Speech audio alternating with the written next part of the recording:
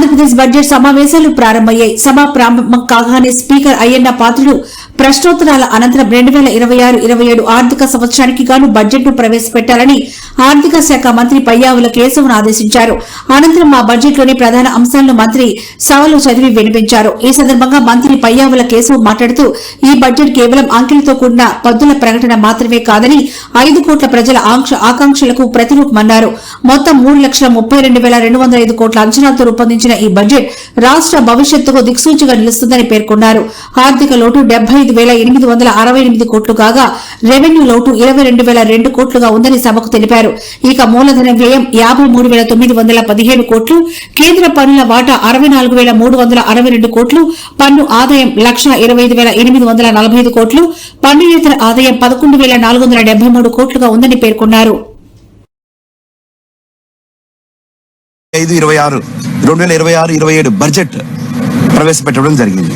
ముఖ్యంగా దీంట్లో సుమారు 75,868 కోట్ల ద్రవ్య లోటు చూపించడం జరిగింది.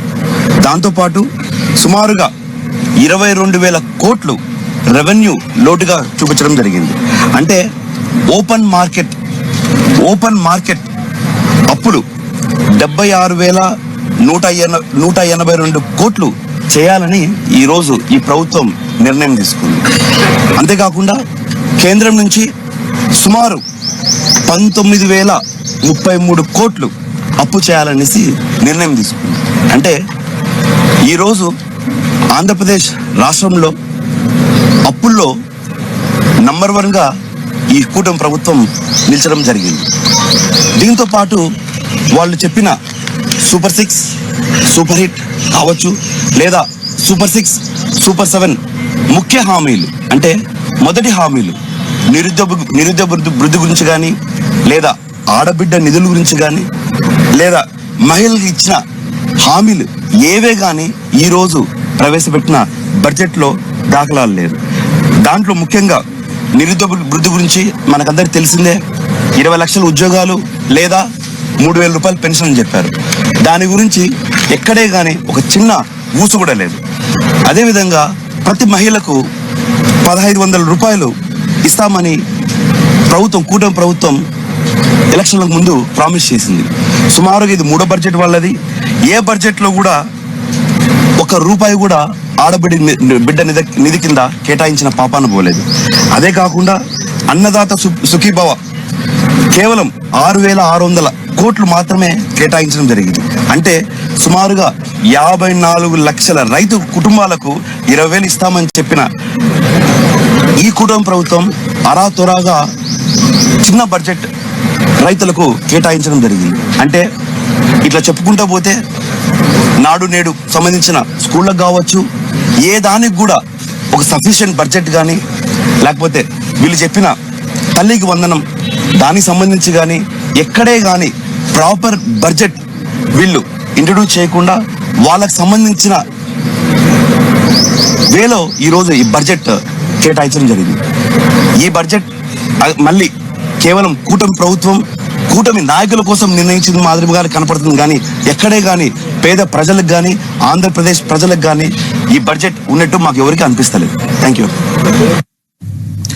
రైట్. కూటమి పోలవరం ప్రాజెక్టు విషయంలో పెండింగ్ ఉన్న 5,000 కోట్ల రూపాయల బిల్లుల్ని చెల్లించి పనులను వేగవంతం చేశాం. డయాఫ్రామ్ గోడ నిర్మాణం ఇప్పటికే 91% పూర్తయింది. మొత్తం ప్రాజెక్టు పురోగతి 60% దాటింది. వెలుగొండ ప్రాజెక్టు BRR వంశధార దశ 2, అలాగే వంశధార నాగావళి మరియు నాగావళి చంపావతి నదుల అనుసంధాన పనుల్లో సమాంతరంగా గణనీయమైనటువంటి పురోగతి సాధించబడింది. అదే సమయంలో రాష్ట్ర వ్యాప్తంగా విస్తృత స్థాయిలో చేపట్టిన ఆపరేషన్ అండ్ మెయింటెనెన్స్ SDMF మరియు FDR పనులు సాగునీటి వ్యవస్థలను స్థిరీకరిస్తున్నాయి. 5 ఏళ్ల విరామం అనంతరం మొత్తం 6,047 నీటి వినియోగదారుల సంఘాలను ప్రజాస్వామ్య పద్ధతిలో పునరుద్ధరించడం ద్వారా సాగునీటి నిర్వహణలో రైతుల భాగస్వామ్యానికి మళ్లీ బలోపేతం చేశాం. ఇక ముందు BRR వంశధార 2, హంద్రీనీవా పూల వెలుగొండ మరియు పోలవరం ప్రాజెక్టులను పూర్తి చేయడానికి మా ప్రభుత్వం కట్టుబడి ఉంది. రాయలసీమను శాశ్వతంగా కరువు రహిత ప్రాంతంగా మార్చడానికి పోలవరం, నల్లమల సాగర్ అనుసంధానంపై మేము చురుగ్గా దృష్టి సారించాం. రాయలసీమను గ్లోబల్ హార్టికల్చర్ హబ్ గా తీర్చిదిద్దే ప్రణాళికలో సాగునీటి సరఫరా కూడా ఒక కీలకమైనటువంటి భాగం. 2026-27 ఆర్థిక సంవత్సరానికి గాను జలవనరుల శాఖకు 18,224 కోట్ల రూపాయల కేటాయింపును ప్రతిపాదిస్తున్నాను. వ్యవసాయం, పశు సంవర్ధక, ఉద్యానవనం, మత్స్య సహకార రంగాలు. వ్యవసాయం గాడి తప్పితే మిగతా ఏ రంగానికి సక్రమంగా నడిచే అవకాశం ఉండదు అన్న ఎంఎస్ స్వామినాథన్ గారి సూక్తిని గుర్తు చేస్తున్నాను అధ్యక్ష. రైతులే సమాజానికి మూల స్తంభాలు. వారు పండించే ఆహారమే ప్రతి కుటుంబానికి మూలాధారం. అందువల్ల రైతుల సంక్షేమమే మా ప్రభుత్వానికి అత్యున్నత ప్రాధాన్యం. అన్నదాత సుఖీభవ పిఎం కిసాన్ పథకం కింద 2025-26 ఆర్థిక సంవత్సరంలో 46.86 లక్షల రైతు కుటుంబాలకు 20,000 రూపాయలు చొప్పున పెంచిన ఆర్థిక సహాయాన్ని అందిస్తూ మొత్తం 6,600 కోట్లను విడుదల చేశాం. కొత్తగా అమలు చేసిన జీఎస్టీ 2.0 సంస్కరణల ద్వారా వ్యవసాయం మరియు అనుబంధ రంగాలకు సంబంధించిన ఉత్పత్తులు, వ్యవసాయ పరికరాలు, ట్రాక్టర్లపై పన్నుల భారం గణనీయంగా తగ్గించబడింది. దీనివల్ల రైతులకు ప్రత్యక్షంగా లాభం చేకూరుతుంది. పశు సంపదకు పొంచి ఉన్న ఆరోగ్యపరమైనటువంటి ప్రమాదాలను తగ్గించే దిశగా పశు బీమా పథకం అమలుకు మేము నిరంతరం ప్రాధాన్యత ఇస్తున్నాం. పశు సేవలను మరింత బలోపేతం చేయడానికి కొత్త పశు వైద్య భవనాల నిర్మాణానికి 20 కోట్లను కేటాయిస్తూ మౌలిక వసతులను విస్తరిస్తున్నాం. అలాగే బడ్జెట్ లో ప్రత్యేకంగా ప్రస్తావించకపోయినా మా సంకల్పం ఎంత స్పష్టమో చెప్పడానికి నిదర్శనం మత్స్యకార సేవల పథకం అమలు. ఈ పథకం ద్వారా ఆర్థిక సహాయాన్ని 10,000 నుండి 20,000కు పెంచాం. దీని ద్వారా 1,20,000 మంది మత్స్యకార కుటుంబాలు లాభపడుతున్నాయి. గౌరవనీయులైన అధ్యక్ష, గౌరవ ముఖ్యమంత్రి వర్య, గౌరవ ఉప ముఖ్యమంత్రి వర్య మరియు గౌరవ సభ్యులారా,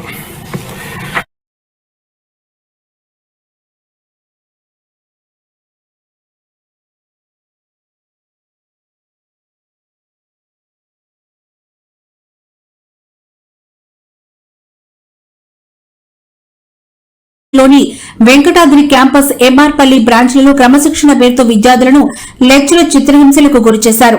ఇంటర్ సెకండ్ ఇయర్ విద్యార్థులను దారుణంగా చితకబాదారు. ఈ దృశ్యాలు కాలేజీలోని సీసీటీవీ ఫుటేజ్ లో రికార్డయ్యాయి. ఈ వీడియో బయటకు రావడంతో విద్యార్థుల తల్లిదండ్రులు, విద్యార్థి సంఘాలు ఒక్కసారిగా మండిపడ్డారు. నారాయణ కాలేజీ యాజమాన్య వైఖరిపై ఆగ్రహం వ్యక్తం చేశారు. విద్యార్థులపై భౌతిక దాడులకు పాల్పడుతున్న వారిని సస్పెండ్ చేయాలంటూ డిమాండ్ చేశారు. విద్యార్థులను మానసిక ఒత్తిడికి గురి చేస్తున్నారంటూ తల్లిదండ్రులు ఆవేదన వ్యక్తం చేశారు. పిల్లలకు కనీస రక్షణ లేకుండా శారీరక హింసను గురి చేస్తున్నారన్నారు. బాధ్యులైన అధ్యాపకులపై కఠిన చర్యలు తీసుకోవాలని కోరారు. చదువును వ్యాపారంగా మార్చి భారీగా ఫీజులు దోచుకుంటున్నారని విద్యార్థి సంఘాలు ఆరోపించాయి.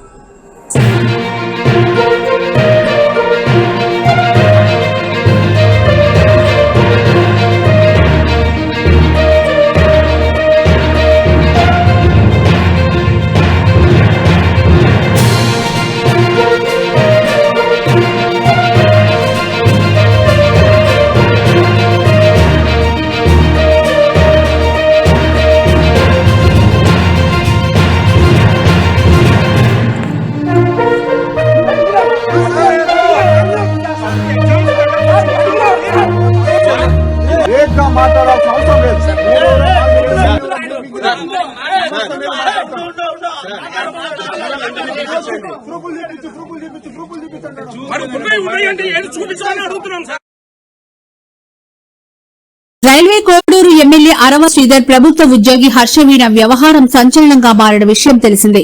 అయితే తనకు న్యాయం జరిగే వరకు శ్రీధర్ ను వదిలిపెట్టేదే లేదన్నారు. ఆమెతో అరవ శ్రీధర్ చేసిన సంభాషణలను హర్షవీణ వీడియో రూపంలో రోజుకొకటి విడుదల చేస్తున్నారు. ఇప్పటికే చాలా వీడియోలు విడుదల చేసిన ఆమె తాజాగా మరొకటి రిలీజ్ చేశారు. ఆ వీడియోలో అసెంబ్లీ నుంచి వీణకు అరవ శ్రీధర్ వీడియో కాల్ చేశారు. అది కూడా బాత్రూంలో ఉండి మహిళతో వీడియో కాల్ చేయడంతో పాటు చాటింగ్ సైతం చేశారు. అలాగే వెటకారపు మాటలు కూడా మాట్లాడారు. ఈ వీడియోను సాక్షుల్లో బాధితురాలు వీణ బయటపెట్టారు. అందరికీ నమస్కారం. ఆ వీడియోలో ఉన్న ఆ మహిళను నేను రైల్వే కోడూరులో గవర్నమెంట్ జాబ్ చేస్తూ ఉంటాను. గత సంవత్సరంన్నర ముందు జూన్ 14, 2024లో రైల్వే కోడూరు ఎమ్మెల్యే అయిన అరవ శ్రీధర్ గారికి నేను కంగ్రాచ్యులేషన్స్ చెప్దామని చెప్పేసి ఫేస్బుక్ ద్వారా మెసేజ్ చేయడం జరిగింది. అతను మొదటి రోజు అయినా సరే నాతో 2-3 గంటలు మాట్లాడారు. లాస్ట్లో అతని నెంబర్ నాకు ఇచ్చి నా నెంబర్ అతను తీసుకున్నారు. టెలిగ్రామ్ అనే యాప్లో నాకు మెసేజ్ చేశారు. నా గురించి అంతా తెలుసుకుంటూ వచ్చారు. అంటే నువ్వేం చేస్తూ ఉంటావు, ఎక్కడ ఉంటావు, నీకు పెళ్ళయిందా, నీ భర్త ఏం చేస్తాడు, పిల్లలు ఉన్నారా, ఇదంతా తెలుసుకుంటూ వచ్చారు. నా భర్త నాకు దూరంగా ఉంటున్నాడు అనేసి తెలుసుకున్నారు. నేను నా బాబుతో ఉంటాననేసి నేను చెప్పాను. అలా అనుకోవద్దు, నువ్వేం ఒంటరివి కాదు, నీకు నేనున్నాను, ఎటువంటి సిచ్యువేషన్ అయినా సరే నేను నీకుంటాను అని చెప్పేసి నెక్స్ట్ డే నుంచే నాకు అటువంటి ప్రామిసులు చేయడం జరిగింది, అటువంటి భరోసాలు ఇవ్వటం జరిగింది ఆయన నుంచి. సరే అని చెప్పేసి నేను నార్మల్గానే మాట్లాడుతూ వచ్చాను. ఒక 2 రోజుల తర్వాత ఆయన నా న్యూడ్స్ అడగడం స్టార్ట్ చేశారు. వీడియో కాల్స్ చేయని చెప్పేసి బలవంతం చేయడం స్టార్ట్ చేశారు. ఇదంతా కరెక్ట్ కాదండి అనేసి నేను అన్నప్పుడు అతను చాలా ఫాస్ట్గా టర్న్ అయిపోయి సీరియస్ అయిపోయి నన్ను బెదిరించడం జరిగింది. ఇది నా కోడూరు, నా నియోజకవర్గం, నువ్వు ఒక చిన్న ఎంప్లాయీవి, నీకు ట్రాన్స్ఫర్ చేయాలన్నా సరే నేనే దిక్కు, నీ మీద ఎంక్వైరీలు వేయిస్తాను, నీ కొడుకు నువ్వు ఒక్కరే ఉంటారు, జాగ్రత్త మరి చూసుకో అని చెప్పేసి బెదిరించడం జరిగింది. అయినా కూడా నేను న్యూస్ పంపలేదు. కానీ దాని తర్వాత నుంచి కలుద్దామని చెప్పేసి నన్ను చాలా టార్చర్ చేయడం జరిగింది. కలుస్తావా లేదా అని చెప్పేసి బెదిరించడం జరిగింది.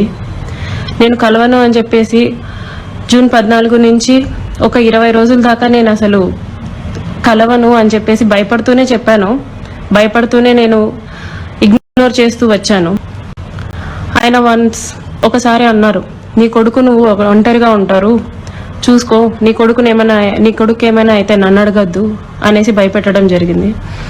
సరే అని చెప్పేసి నేను జూలై 9th 2024లో ఫస్ట్ టైం కలిశాను అతన్ని. ఆయనే వచ్చేసి కారులో మా ఇంటి దగ్గరికి వచ్చి పిక్ చేసుకొని కడప రూట్ వెళ్దాం, కడప దాకా వెళ్దాం అనేసి చెప్పారు. ఏం మాట్లాడాలి అనేసి నేను అడిగాను. ఏమొద్దు, ఏం మాట్లాడద్దు, కడప దాకా వెళ్దాం అనేసి చెప్పారు. కడప దాకా వెళ్లకుండానే రాజంపేట దగ్గర ఏదో పల్లె దగ్గర ఆపేశారు. మొత్తం డార్క్గా ఉంది ప్లేస్. ఎందుకండి ఆపారు అనేసరికి నాకు నువ్వు సెక్షువల్గా కావాలి అనేసి అడిగారు. లేదండి, నేను సెక్షువల్గా కుదరదు, నేను అలాంటి దాన్ని కాదు అనేసి చెప్పాను. నేను అలా చెప్పేలోపే నా ప్రైవేట్ పార్ట్స్ని టచ్ చేయటం, నన్ను బలవంతంగా దగ్గరికి తీసుకోవడం లాంటివి జరిగాయి. నేను కార్ డోర్ ఓపెన్ చేయడానికి ట్రై చేశాను. అతను నా జుట్టు పట్టుకొని వెనక్కి లాగేసి నన్ను గట్టిగా కొట్టారు. 2-3 సార్లు కొట్టారు. చాలా గట్టిగా కొట్టి కార్ సీట్ని అడ్జస్ట్ చేసేసి నా మీదకి వచ్చేసి నన్ను చాలా బలవంతంగా రేప్ చేయడం జరిగింది. నడవడానికి ట్రై చేస్తుంటే నన్ను చాలా గట్టిగానే కొడుతూ వచ్చారు. అలా నా మీద ఫస్ట్ అటెంప్ట్ జరిగింది. నన్ను ఇంటి దగ్గర డ్రాప్ చేసి నేను దిగుతున్న టైంలో, నువ్వు ఈ విషయం ఎవరికైనా చెప్పినా సరే నువ్వు కొలాప్స్ అయిపోతావు, నీ ఫ్యామిలీ కొలాప్స్ అయిపోతుంది, స్పాయిల్ చేసేస్తాను అని చెప్పేసి నాకు చెప్పడం జరిగింది. నేను ఆ భయంతో నేను ఇంటికి వెళ్ళిపోయాను. నేను మా బాబే ఉంటాము.